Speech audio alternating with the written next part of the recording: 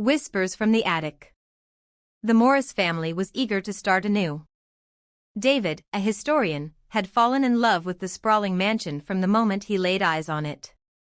Clara, an artist, saw potential in its charm, while their daughter, Lily, a budding photographer, looked forward to capturing its beauty through her lens.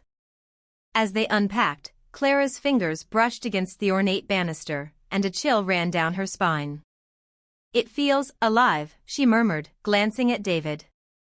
He chuckled, waving off her comment, but Lily felt it too, a weight in the air that hinted at stories untold. That night, after settling in, Clara heard a faint sound from the attic. She dismissed it as settling noises, but curiosity gnawed at her. The next day, while David and Lily were exploring the garden, Clara climbed the creaky stairs to the attic.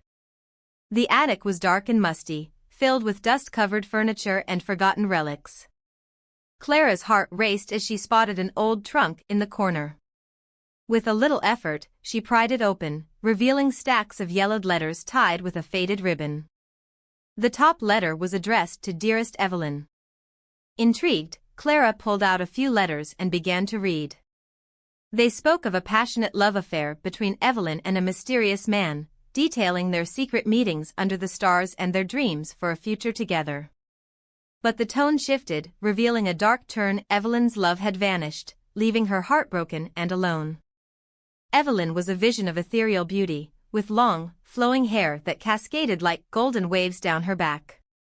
Her skin was porcelain smooth, glowing softly in the light, giving her an almost otherworldly appearance.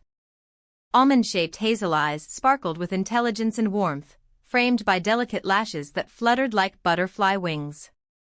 When she smiled, it was as if the sun itself had broken through the clouds, illuminating her features and drawing people in with an irresistible charm.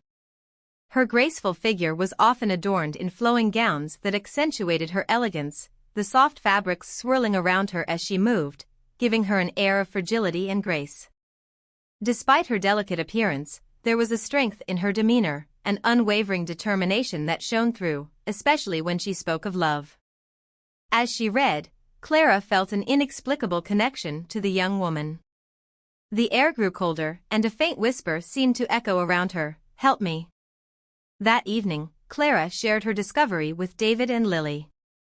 They spent hours reading the letters, piecing together Evelyn's life and the heartbreaking end to her romance. The final letter hinted at a tragic fate, but the details remained shrouded in mystery. Who was the man? Lily asked, her eyes wide with fascination. And what happened to Evelyn? Determined to find answers, David suggested they visit the local library the next day. They learned that the mansion had a long history, linked to a series of unexplained events and disappearances. The following night, the family was jolted awake by strange noises echoing from the attic. It sounded like soft sobbing. Heart racing, Clara climbed the stairs again, followed by David and Lily. As they reached the top, they saw a ghostly figure, a young woman dressed in a flowing white gown. "Evelyn," Clara whispered, recognizing her from the letters. The ghost looked at Clara with sorrowful eyes. "I am lost," she said, her voice barely above a whisper. "My love was taken from me, and I cannot find peace." The atmosphere thickened with grief. "What happened to him?" David asked, feeling a surge of empathy. Evelyn gestured toward a dusty corner of the attic where an old mirror stood. "He was taken by betrayal. The truth lies within." As the ghost faded, the family exchanged worried glances. They had to unravel this mystery before it consumed them. The next morning, they returned to the library, diving deeper into the mansion's history. They uncovered tales of a tragic betrayal, a jealous suitor who had envied Evelyn's love. The library archives hinted at a duel that took place in the garden, ending in bloodshed and sorrow. Meanwhile, odd occurrences began to plague the Morris family. Objects shifted when they weren't looking, cold drafts swept through the rooms, and Lily began to see fleeting shadows out of the corner of her eye. Each encounter left them more unsettled, but it also deepened their resolve to uncover Evelyn's story. That evening, Clara had a dream. She saw Evelyn standing by the old mirror, weeping. "Find the locket," the ghost urged. "It holds the key to my freedom." When Clara awoke, she shared her dream with David and Lily. "The locket must be here, in the house," she insisted. They searched the attic, the library, and every corner of the mansion. Finally, in a dusty drawer, Clara found it, a delicate silver locket engraved with the initials EM.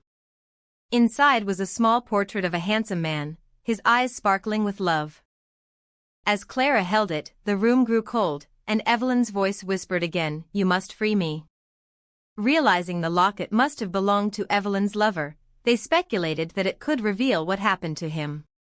They rushed to the garden where the duel was said to have taken place, hoping to uncover the final piece of the puzzle.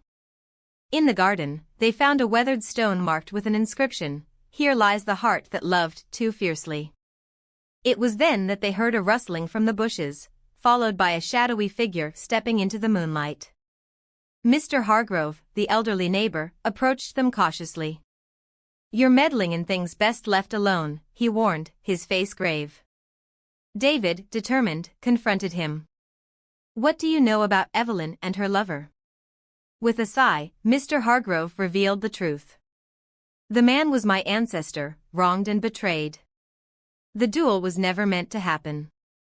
He was framed by the jealous suitor, who feared losing Evelyn's heart. The spirit of the suitor lingers, seeking vengeance even now." Armed with this knowledge, the family returned to the mansion. As they ascended to the attic, they felt an oppressive force surrounding them. The atmosphere crackled with tension.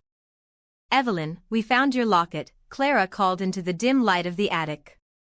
The ghost appeared, her expression filled with hope. "You must confront him," she urged, her form flickering. Suddenly, the shadows twisted and morphed into a dark figure, the jealous suitor, filled with rage. "You cannot release her. She belongs to me," he howled, the room darkening further. With the locket in hand, Clara stepped forward. "Evelyn deserves peace. You took her love and caused her pain." The suitor lunged, but as he did, Clara held the locket high. "In the name of love, I command you to release her." A blinding light erupted from the locket, enveloping Evelyn and pushing back the suitor's shadow. "No," he screamed, but the light grew stronger, consuming him in its brilliance. As the light faded, the air grew warm. Evelyn smiled, her spirit now free. "Thank you," she whispered, her voice fading gently into the ether. The next morning, the mansion felt transformed. The oppressive weight had lifted, replaced by a serene calm. The family gathered in the garden, where the sun shone bright. They felt a sense of closure, as if Evelyn's spirit had granted them peace in return. Mr. Hargrove visited them that day, a smile on his face. "You've done a great service to the souls bound to this place," he said, nodding with respect. "The mansion will thrive again." Lily captured the moment with her camera, framing the family against the backdrop of the mansion, which now seemed alive with light and hope. As they stood together, Clara whispered a silent promise to Evelyn, knowing that the past had finally found its rest, and the future was theirs to shape. The mansion, once a source of haunting, had become a home filled with stories of love, loss, and redemption. Months later, as they prepared for their first holiday in the mansion, Clara discovered another letter tucked inside the locket. It was from Evelyn, thanking them for their courage and love, promising that her spirit would always watch over them. As laughter filled the halls and the scent of fresh-baked cookies wafted through the air, the Morris family knew they had not only uncovered the secrets of the past but had also created a new legacy, a legacy of love, family, and the whispers that now echoed joyfully through their home.